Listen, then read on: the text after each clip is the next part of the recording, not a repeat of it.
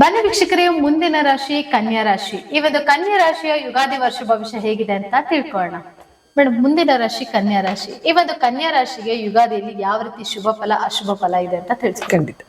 ನಮಸ್ಕಾರ ವೀಕ್ಷಕರೇ, ನಾನು ನಿಮ್ಮ ಬ್ರಾಹ್ಮಿಣಿ ಅಂಜಲಿ. ಬನ್ನಿ, ಇದೇ ಒಂದು ತಿಂಗಳು ಯುಗಾದಿಯ ಒಂದು ಹಬ್ಬ ಬರ್ತಾ ಇದೆ. ಸಂವತ್ಸರ ಯುಗಾದಿಯಲ್ಲಿ ಹೊಸ ವರ್ಷಗಳಲ್ಲಿ ನಮ್ಗೆ ಯುಗಾದಿ ಅನ್ನೋದೇ ಒಂದು ಹೊಸ ವರ್ಷ ಇದ್ದಂಗೆ.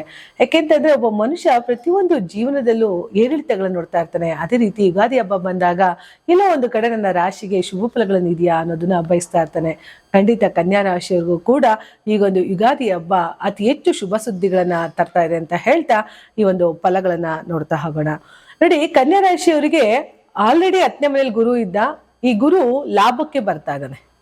ಯಾಕಂದ್ರೆ ಧನಸ್ಥಾನಾಧಿಪತಿ, ಚತುರ್ಥಾಧಿಪತಿನೂ ಅವನೇ ಆಗಿ, ಸಪ್ತಮಾಧಿಪತಿನೂ ಅವನೇ ಆಗಿ ಈಗ ಉದ್ಯೋಗದಲ್ಲಿದ್ದ ಈಗ ಲಾಭಕ್ಕೆ ಬರ್ತಾ ಇದ್ದಾನೆ ಅಂತಂದ್ರೆ ಕಳೆದ ವರ್ಷಗಳಿಂದಲೂ ಕೂಡ ಕನ್ಯಾ ರಾಶಿಯವರಿಗೆ ಒಂದು ಶುಭ ಫಲಗಳಿದೆ ಅಂತ ಹೇಳ್ತಾ ಹೋಗ್ಬೋದು.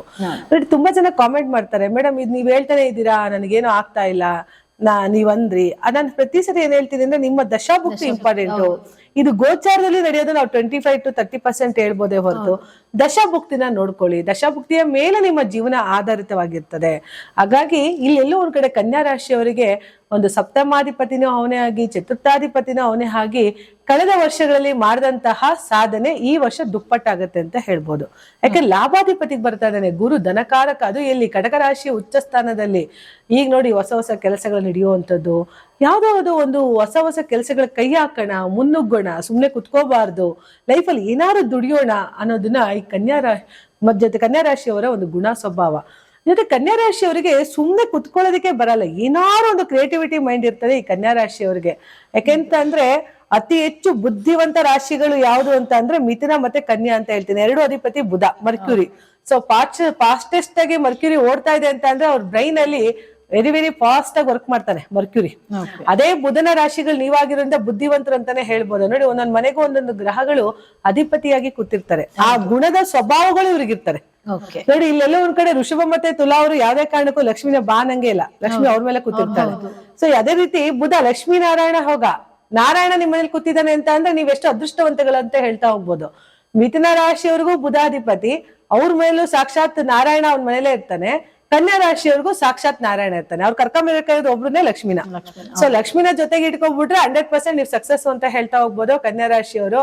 ಯಾಕೆ ಅಂತ ಅಂದ್ರೆ ಪಕ್ಕದಲ್ಲೇ ಇದಾರೆ. ಕನ್ಯಾ ರಾಶಿ ಆದ್ಮೇಲೆ ನೆಕ್ಸ್ಟ್ ಪಕ್ಕದಲ್ಲೇ ತುಲಾ ರಾಶಿ. ಸೊ ಅದ್ ಎಷ್ಟ್ ನಿಮಿಷ ಬೇಕು, ದೂರ ಹೋಗಂಗೆ ಇಲ್ಲ ಲಕ್ಷ್ಮಿ ಕರ್ಕೊಂಡ್ ಬರಕ್ಕೆ. ಹಾಗಾಗಿ ಎಲ್ಲೋ ಒಂದು ಕಡೆ ಲಕ್ಷ್ಮೀನಾರಾಯಣ ಯೋಗ ಇದೆ ಅಂತ ಹೇಳ್ತಾ ಹೋಗ್ಬೋದು ಕನ್ಯಾ ರಾಶಿಯವರಿಗೆ. ಗುರು 11ರಲ್ಲಿದ್ದಾನೆ, ತುಂಬಾ ಕ್ರಿಯೇಟಿವಿಟಿ ಮೈಂಡ್ ಗಳನ್ನ ಕೊಡ್ತಾ ಹೋಗ್ತಾನೆ. ಎಲ್ಲೋ ಒಂದು ಕಡೆ ಈ ಹಿಂದೆ ಇದ್ದಂತಹ ಒಂದು ಉತ್ಸಾಹ, ಹುಮ್ಮಸ್ಸು ದುಪ್ಪಟ್ಟಾಗುವಂತಹ ಒಂದು ಯೋಗ ಈ ಒಂದು ಕನ್ಯಾ ರಾಶಿಯವರಿಗೆ ಇದೆ ಅಂತ ಹೇಳ್ತಾ ಹೋಗ್ಬೋದು. ಯಾಕೆ ಅಂತ ಅಂದ್ರೆ ಏನಾರು ಮಾಡಿ ಸಾಧನೆ ಮಾಡಿ ಜೀವನದಲ್ಲಿ ಎಷ್ಟೇ ದುಡಿಮೆ ಮಾಡಿರ್ಲಿ ಗಂಡ, ತನ್ನ ಗಂಡ ಎಷ್ಟೇ ಸಂಪಾದನೆ ಮಾಡಿರ್ಲಿ, ಕನ್ಯಾ ರಾಶಿಯವ್ರು ಯಾರೇ ಆಗಿರ್ಬೋದು, ಗಂಡ ಯಾವ ಮಟ್ಟದಲ್ಲಿ ಸಂಪಾದನೆ ಮಾಡಿದ್ರು ಕೂಡ ಕನ್ಯಾ ರಾಶಿಯವರಿಗೆ ಹೆಂಡತಿ ಆಗಿರೋದು ಗಂಡ ಆಗಿರ್ಬೋದು, ಅವ್ರದೇ ಜೀವನದಲ್ಲಿ ದುಡಿಮೆ ಮಾಡಿ ನಂದೇ ಆದಂತಹ ಒಂದು ಸಾಧನೆಯನ್ನೇನಾರು ಇಲ್ಲಿ ಬರ್ದಿಟ್ಟು ಹೋಗ್ಬೇಕು ಅನ್ನೋರು ಕನ್ಯಾ ರಾಶಿಯವರಾಗಿರ್ತಾರೆ.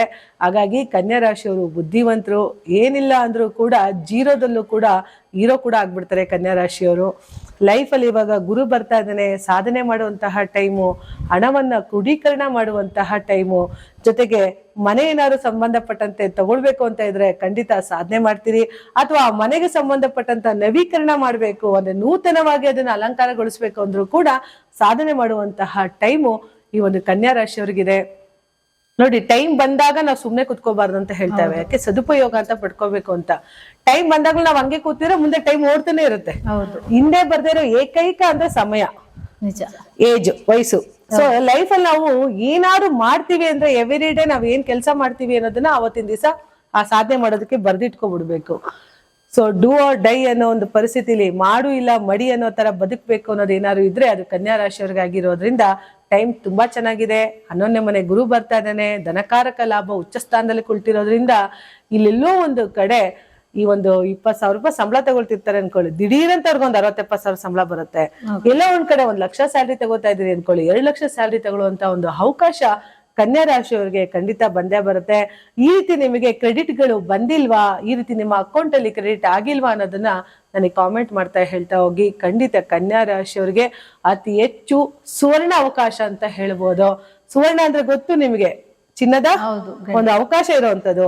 ಆ ಅವಕಾಶವನ್ನ ಸದುಪಯೋಗ ಪಡಿಸ್ಕೊಳ್ಳಿ, ಸಮಯವನ್ನ ಸದುಪಯೋಗ ಪಡಿಸ್ಕೊಳ್ಳಿ. ದಿನೇ ದಿನೇ ನಾನು ಇದನ್ ಮಾಡ್ತೀನಿ ಅಂತ ಬರೆದು ಪೇಪರ್ ಇಟ್ಕೊಳ್ಳೋ ಬದಲು ಅದನ್ನ ಕಾರ್ಯರೂಪಕ್ಕೆ ತಗೊಳ್ಳುವಂತಹ ಒಂದು ಅವಕಾಶವನ್ನ ತಗೊಂಡ್ ಬನ್ನಿ. ಖಂಡಿತ ಒಳ್ಳೇದಾಗತ್ತೆ.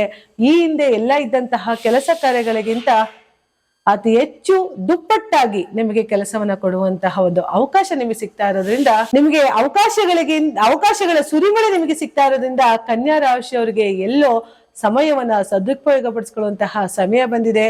ಸದುಪಯೋಗ ಪಡಿಸ್ಕೊಳ್ಳಿ. ಏಕೆಂದ್ರೆ ಗುರು ಚತುರ್ಥಾಧಿಪತಿ ಆಗಿ ಸಪ್ತಮಾಧಿಪತಿಯಾಗಿ 11ನೇ ಮನೆ ಲಾಭದ ಸ್ಥಾನದಲ್ಲಿ ಕುಳಿತಿದ್ದಾನೆ ಎಂದಾಗ ಲಾಭವನ್ನ ಎಣಿಸುವಂತಹ ಒಂದು ಅವಕಾಶ ನಿಮಗೆ ಟೈಮ್ ಕೊಟ್ಟಿದ್ದಾನೆ. ಖಂಡಿತ ಈ ಒಂದು ಸಮಯವನ್ನು ಉಪಯೋಗ ಪಡ್ಕೊಳ್ತಾ ಈ ಒಂದು ಯುಗಾದಿ ಒಂದು ಸಂವತ್ಸರದಲ್ಲಿ ನಿಮಗೆ ಅತಿ ಹೆಚ್ಚು ಶುಭ ಫಲಗಳನ್ನೇ ಕೊಡ್ತಾ ಇದೆ ಅಂತ ಹೇಳ್ತಾ ನಾನು ಮಾತನ್ನ ಮುಗಿಸ್ತಾ ಇದ್ದೀನಿ. ಧನ್ಯವಾದಗಳು. ನೋಡಿದ್ರಲ್ಲ ವೀಕ್ಷಕರೇ, ಈ ಒಂದು ಕನ್ಯಾ ರಾಶಿ ಯುಗಾದಿ ವರ್ಷ ಭವಿಷ್ಯ ಹೇಗಿತ್ತು ಅಂತ. ಹಾಗಿದ್ರೆ ಬನ್ನಿ ಮುಂದಿನ ರಾಶಿ ಬಗ್ಗೆ